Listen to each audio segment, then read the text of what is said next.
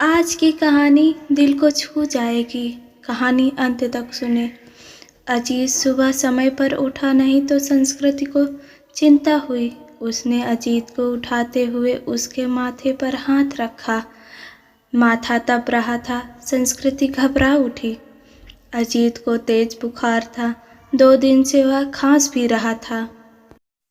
संस्कृति ने कल इसी वजह से उसे ऑफिस जाने से मना कर दिया था, मगर आज तेज बुखार भी था।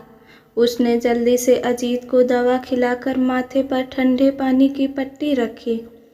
संस्कृति और अजीत की शादी को अभी ज़्यादा वक्त नहीं गुजरा था। 2 साल ही हुए थे। पिछले साल तक सास ससुर साथ में रहते थे, मगर कोरोना में संस्कृत की जेठानी की मौत हो गई तो सास ससुर बड़े बेटे के पास रहने चले गए। उसके बाद कोरोना का प्रकोप बढ़ता ही गया। पिछले कुछ समय से टीवी चैनल्स पर दिल्ली के अस्पतालों में कोरोना से जूझने वालों की हालत देखकर वह वैसे भी परेशान थी। कहीं वेंटिलेटर नहीं तो कहीं ऑक्सीजन नहीं। मरीजों को अस्पतालों में बेड तक नहीं मिल रहा था।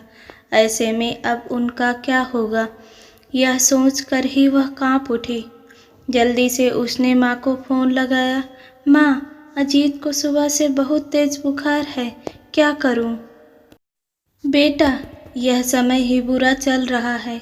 राजू भी कोरोना पॉजिटिव है, वरना उसे भेज देती। हम खुद उसकी देखभाल में लगे हुए हैं। तू ऐसा कर, जल्दी से डॉक्टर को बुला और दवाइयाँ शुरू करें। हाँ माँ, वह तो करना ही होगा। मेरी सास की भी तबीयत भी सही नहीं चल रही है, वरना जेठ जी को ही बुला लेती। घबरा नहीं बेटी, धैर्य से काम ले, सब ठीक हो जाएगा। माँ ने समझाने का प्रयास किया। संस्कृति ने पति का कोरोना टेस्ट कराया। तब तक फैमिली डॉक्टर से पूछकर दवाएं भी देती रही। इस बीच अजीत की हालत ज़्यादा खराब होने लगी तो वह उसे लेकर अस्पताल भागी। 2 अस्पतालों से निराश लौटने के बाद तीसरे में मुश्किल से बेड का इंतजाम हो सका। सास ससुर और जेठ भी दूसरे शहर में थे, सो मदद के लिए आ नहीं सके। वैसे भी दिल्ली में लॉकडाउन लगा हुआ था। रिश्तेदार चाहकर भी उसकी मदद करने नहीं आ सकते थे। आस पड़ोस वाले ने कोरोना के डर से दरवाजे बंद कर लिए। तब संस्कृत ने अपने दोस्तों को फ़ोन लगाया, पर सबने बहाने बना दिए। अकेली संस्कृति पति की सेवा में लगी हुई थी। अस्पताल में मरीजों की लंबी कतारों और मौत के तांडव के बीच किसी तरह संस्कृत खुद को बचाए हुए पति के लिए दौड़ भाग करने में लग गई।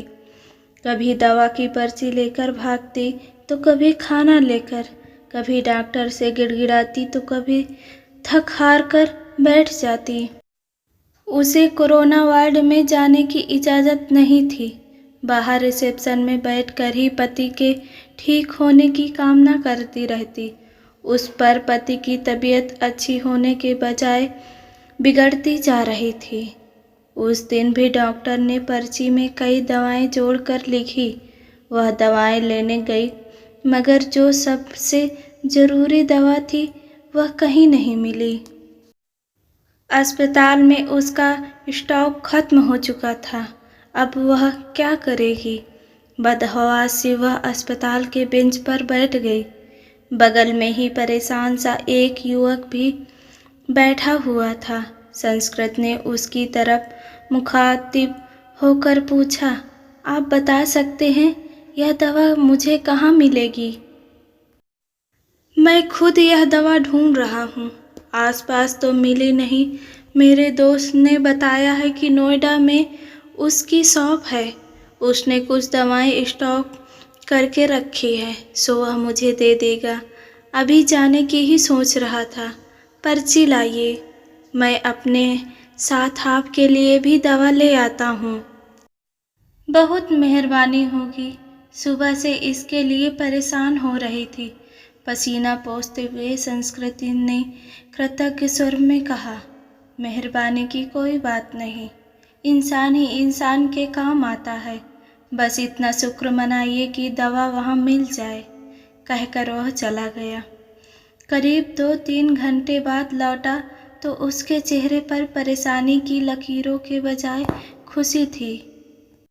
यह लीजिए, बड़ी मुश्किल से मिली मगर मिल गई, यही बहुत है। बहुत बहुत शुक्रिया। कितने की है? संस्कृत का चेहरा भी खिल उठा था। अरे नहीं, पैसे की ज़रूरत नहीं, आप पहले यह दवा खिलाइए मरीज को। उस दिन के बाद से दोनों में बातचीत होने लगी। वह अपने भाई की देखभाल में लगा था और संस्कृति पति के लिए दौड़ भाग कर रही थी। दोनों का दर्द एक सा ही था। संस्कृति जब भी व्यथित होती तो उसके कंधों पर सिर रखकर रो लेती। कोई चीज़ लानी होती तो प्रतीक लेकर आता, संस्कृति को घर छोड़कर आता। धीरे धीरे तकलीफ के इन दिनों में दो अजनबी एक बंधन में बंधते जा रहे थे। उनके बीच एक अजीब सा आकर्षण भी था जो दोनों के इस बंधन को और मजबूत बना रहा था। एक दिन अजीत का ऑक्सीजन लेवल काफ़ी घट गया। अस्पताल में ऑक्सीजन सिलेंडर नहीं था। तब प्रतीक ने यह जिम्मेदारी अपने ऊपर ले ली। पूरे दिन कड़ी धूप और गर्मी में लाइन में लगकर आखिर वह ऑक्सीजन सिलेंडर लेकर ही लौटा था। उस दिन संस्कृत ने पूछा था, आप मेरे लिए इतना कुछ कर रहे हैं, इतना ख्याल रखते हैं, मगर क्यों? मैं तो आपकी कुछ भी नहीं लगती। फिर बताओ ना, ऐसा क्यों कर रहे हो? पहली बात, हर क्यों का जवाब नहीं होता, और दूसरी बात, हम दोनों हम सफ़र नहीं हैं तो क्या हुआ, हम दर्द तो है ना। आपके दर्द को मैं बहुत अच्छे से महसूस कर सकता हूँ। आपकी तकलीफ़ देखकर मुझे दुख होता है। बस किसी भी तरह आपकी मदद करना चाहता हूँ। एक अनकहा सा मगर मजबूत साथ महसूस कर वह गमों के बीच भी मुस्कुरा उठे। धीरे धीरे अजीत की तबीयत और भी बिगड़ गई और उसको वेंटिलेटर पर रखना पड़ा। अस्पताल में वेंटिलेटर्स की भी कमी थी। कई वेंटिलेटर्स खराब हो गए।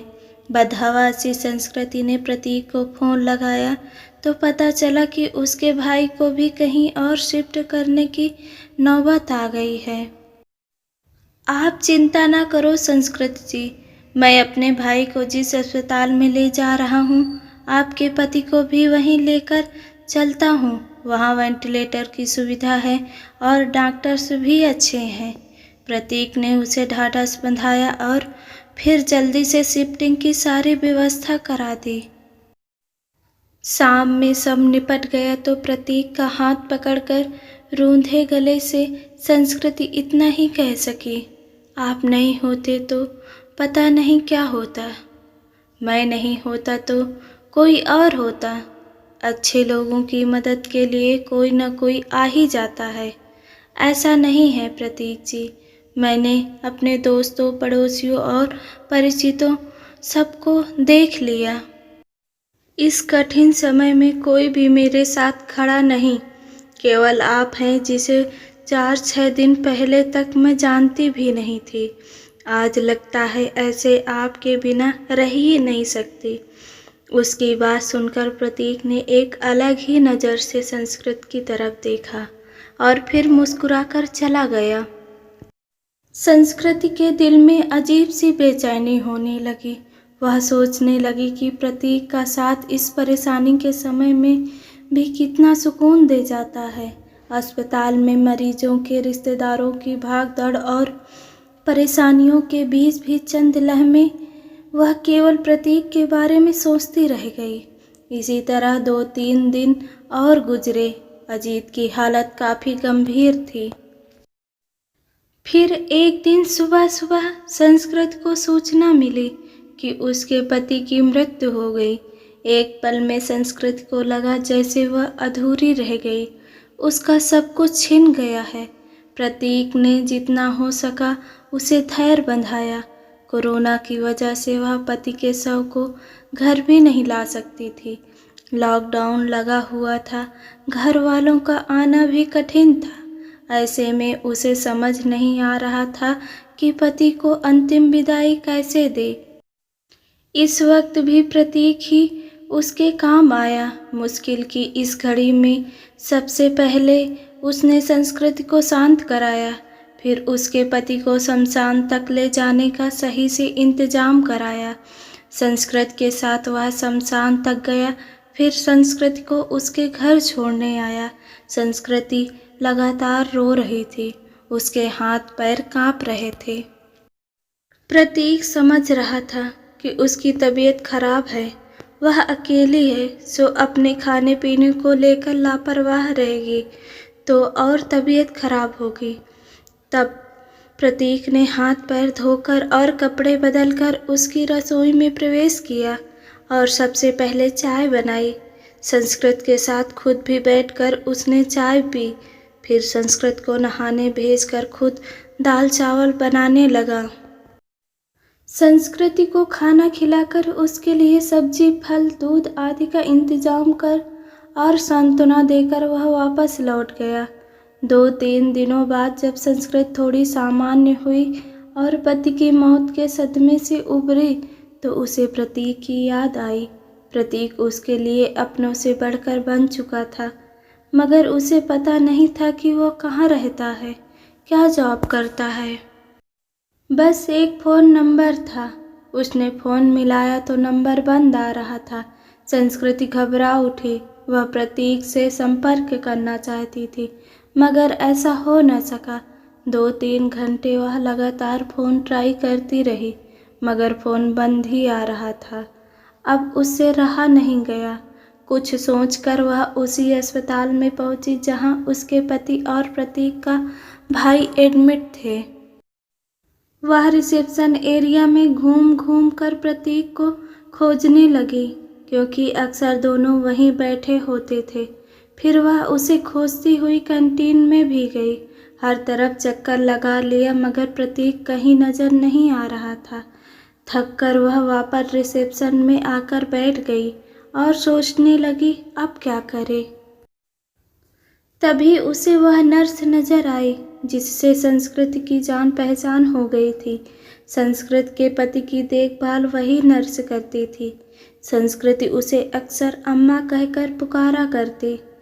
नर्स ने प्रतीक को भी उसके साथ कई बार देखा हुआ था। संस्कृत दौड़कर नर्स के पास गई। दुखी स्वर में नर्स ने कहा, सॉरी बेबी, तुम्हारे पति को हम बचा नहीं पाए। जो लिखा था वह हो गया। यह बताओ अम्मा, आपको प्रतीक याद है, जो अक्सर मेरे साथ होता था? उसके भाई का इलाज चल रहा था। हाँ बेबी, उसके भाई की भी तो मृत्यु हो गई। वह खुद भी एडमिट है, उसे भी कोरोना है। और जानती हो बेबी, वह तेरे पति वाले बेड पर ही है, बेड नंबर 125। सच अम्मा? आप उसे पहचानती हो ना? हाँ बेबी, पहचानती हूँ। तेरी बहुत हेल्प करता था, पर अब उसकी हेल्प करने वाला कोई नहीं, अकेला है वो। मैं हूँ ना अम्मा। अब उसके लिए किसी भी चीज़ की ज़रूरत पड़े तो मुझे बताना, मैं उसके अटेंडेंट के रूप में अपना नाम लिखवा देती हूँ। ठीक है बेबी, मैं बताती हूँ तुझे। इसके बाद संस्कृति पूरे मन से प्रतीक की सेवा में लग गई। उसके लिए घर का खाना, फल, दवाई वगैरह लेकर आना, उसकी हर जिम्मेदारी अपने ऊपर लेना, डॉक्टरों से उसकी तबीयत की हर वक्त जानकारी लेते रहना, जैसे काम वह पूरे उत्साह से कर रही थी। इस बीच प्रतीक की हालत बिगड़ी और उसे आईसीयू ले जाने की ज़रूरत पड़ गई। इसके लिए अस्पताल के क्लर्क ने उसके आगे एक फॉर्म बढ़ाया। उसमें मरीज के साथ क्या संबंध है यह लिखकर हस्ताक्षर करना था। संस्कृति कुछ पलों के लिए सोचती रही कि वह क्या लिखे। फिर उसने उस खाली जगह पर पत्नी लिखकर साइन कर दिया। क्लर्क को कागज़ थमाकर वह खुद ही में मुस्कुरा उठी। 2-3 दिन आईसीयू में रहकर प्रतीक की हालत में सुधार शुरू हुआ और उसे कोविड वार्ड में वापस शिफ्ट कर दिया गया। 7-8 दिनों तक लगातार सुधार होने और रिपोर्ट नेगेटिव आने के बाद उसे डिस्चार्ज भी कर दिया गया। इतने दिनों तक संस्कृत ने भी अपना खाना पीना और नींद भूलकर दिन रात प्रतीक की सेवा की थी। डिस्चार्ज वाले दिन वह बहुत खुश थी। उसने सीधा अपने घर के लिए कैब बुक किया और प्रतीक को अपने घर ले आई। प्रतीक ने टोका तो संस्कृति ने थोड़े शरारती अंदाज में जवाब दिया, मैंने फॉर्म में एक जगह यह लिखकर साइन किया है कि मैं तुम्हारी पत्नी हूँ और इसलिए अब मेरा और तुम्हारा घर अलग अलग नहीं बल्कि एक ही होगा। मगर संस्कृति लोग क्या कहेंगे? लोगों का क्या है प्रतीक? जब मुझे ज़रूरत थी तो क्या लोग मेरी मदद के लिए आगे आए थे? नहीं ना। उस वक्त तुमने मेरा साथ दिया, अब मेरी बारी है। इसमें गलत क्या है? तुम थोड़े ठीक हो जाओ फिर सोचेंगे कि क्या करना है। संस्कृत ने अपना फैसला सुना दिया। करीब 10 दिन संस्कृति ने जी भर कर प्रतीक का ख्याल रखा। हर तरह से उसकी सेहत पहले की तरह बनाने और खुश रखने का प्रयास करती रही। संस्कृति एक संयुक्त परिवार से संबंध रखती थी। ससुराल में धन संपत्ति की कमी नहीं थी। यह घर भी पति के बाद उसके नाम हो चुका था। पति ने उसके लिए काफ़ी संपत्ति और गहने भी छोड़े थे। बस एक हमसफ़र की कमी थी जिसे प्रतीक पूरा कर सकता था। उस दिन शाम में संस्कृति ने प्रतीक के हाथों को थाम कर कहा, जो बात मैंने अनजाने ही उस फॉर्म में लिखा, क्या हम उसे हकीकत का रूप दे सकते हैं? क्या मैं तुम्हें अपने हमदर्द के साथ साथ एक हमसफ़र के रूप में भी स्वीकार हूँ? मुझे लगता है संस्कृत की अब यह बात कहना फजूल है। मतलब यह कि तुम ऑलरेडी मेरी हमदर्द और हमसफ़र बन चुकी हो। हम हमेशा साथ रहेंगे।